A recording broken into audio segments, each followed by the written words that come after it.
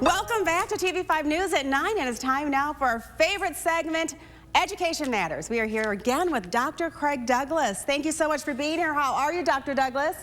I'm well, thank you, Colette. How are you this morning? I am excited to be here with you with this great information you're bringing us. Viewers, it is Black History Month. It's a time to remember and learn about the influential people who shaped our history. Dr. Douglas last week told us about 3 educators who really helped shape how our schools run today.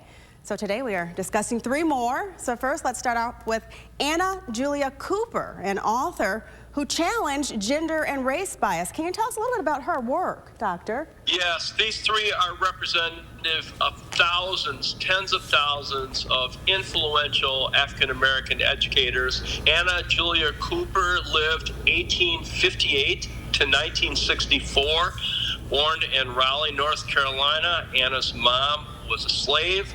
It's believed her father was the slave owner. And despite that family conundrum, she excelled in high school. She actually fought to take classes that generally were reserved for boys. Back then, Latin and Greek were 2 of them. She fought to take them and excelled. After high school, she entered college. She went to Oberlin College. And again, Colette, she had to fight for the more rigorous classes that usually boys took. She graduated in 1884 and began a teaching career, went on to earn a master's degree in mathematics. My field of study is an undergrad, so I really respect the rigor of her endeavor. And she continued to fight in opposition, as you said in the intro, to sexism and racism. She actually wrote a book that was cornerstone. It was called A Voice from the South by a Woman from the South. And in it, she discussed all the challenges she and others like her faced in terms of her race and her gender. The book was published in 1892, turn of the century. It's a fine work believed to have been overlooked historically, but really added to the field of sociology to help appreciate the struggles that Anna Julia Cooper faced during her lifetime. Wow, what a trailblazer. Love it. Thank you for bringing us that, Dr. Douglas. Let's move on to another impressive educator. Now, she was a researcher who used to help fight against segregation in schools. She used her research to do that. So how did her resilience help shape her work? Who is she, first of all, Dr. Douglas, and how did she help fight?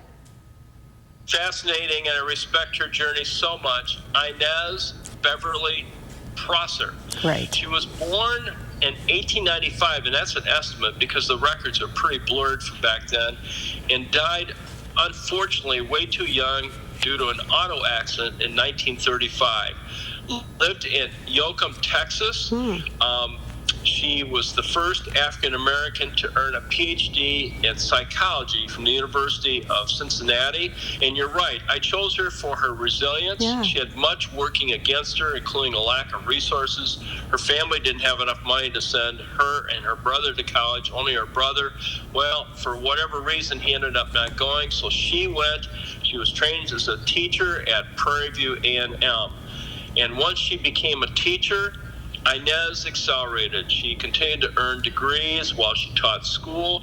She got a master's degree from the University of Colorado. She was a member of the faculty at Tilson College in Austin, Texas.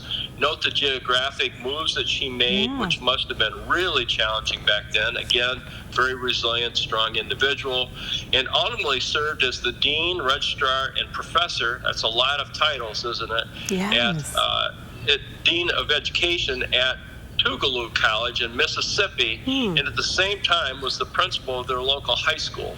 Carried all these jobs at once. And then in 1931, she went to the University of Cincinnati, worked on that doctorate that I mentioned, and it was her research is the second reason I wanted to highlight her. Her research talked about the impact of racial segregation. Her study was called the Non-Academic Development of Negro children in mixed and segregated schools. And her research was the cornerstone for many court cases later on, including the cornerstone case of Brown versus the Board of Education in 1954. And of course, this opened up schools for people of color, and it nixed separate but equal as a philosophy of validity. Wow, she really was the epitome of resilience, Dr. Douglas. You know, so many challenges that she had to overcome, and she still pressed on. Okay, Dr. Douglas, finally, you're going to tell us about Nathan Hare. How did he push for the need to study Black history, Dr. Douglas?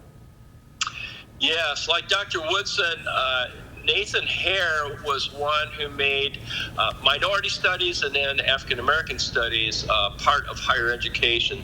Nathan is still living. He was born in 1933 in Oklahoma, lived with his aunt, worked on the farm as a sharecropper. So that work ethic was ingrained in him. After high school, he entered the only college that would admit students of color in his region. It was Langston College.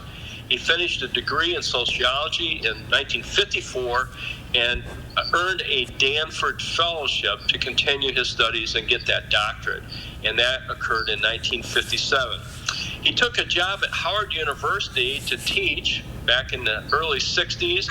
He gravitated to the Black Power movement, and then he wrote a letter to the editor in opposition of the university's president over the lack of Black students at the university, and he was fired, abruptly fired in 1967. While he landed on his feet, he was quickly hired by San Francisco State University, and in that role, he created a program for minority studies.